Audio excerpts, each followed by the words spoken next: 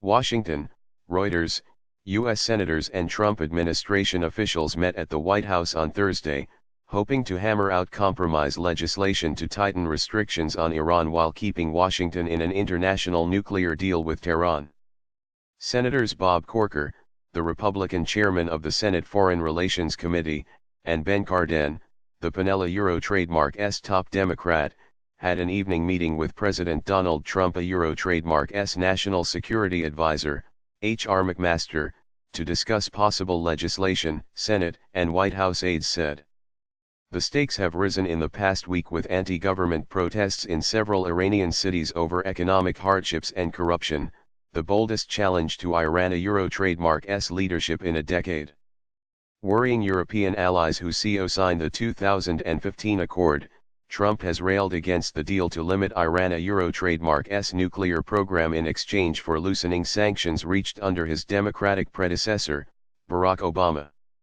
In October, the Republican president announced that he would not certify that staying in the pact was in the U.S. national security interest, and threatened to pull out if lawmakers did not act to toughen it. Members of Congress have been working since to come up with a bipartisan compromise that would give Trump enough political cover not to reimpose sanctions on Iranian oil before a deadline next week, an action that would kill the pact.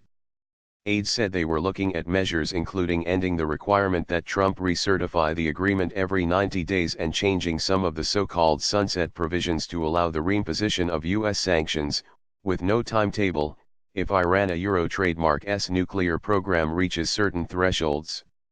Ahead of the meeting, Corker said he hoped enough progress had been made that Trump might not restore the sanctions. A Euro me senses there a Euro Trademark's a little momentum right now, and it doesn't a Euro Trademark T feel to me like we Euro Trademark re in a place where the president might do that, but who knows a Euro, he told reporters at the Capitol. Concern over protests. Corker said the protests in Iran made it more important that Washington not do anything to shift the focus from Iran, a Euro Trademark's government. A Euro or last thing we need to do from my perspective would be to turn that attention to us, a Euro, he said. The United Nations Security Council is scheduled to meet Friday at 3 p.m. to discuss Iran, days after U.S. Ambassador to the UN Nikki Haley called for an emergency session to discuss the protests. The U.S. proposal was dismissed by Russia, another participant in the nuclear deal, as a Euro harmful and destructive, a Euro with a Euro no role for the United Nations Security Council in this issue, a Euro.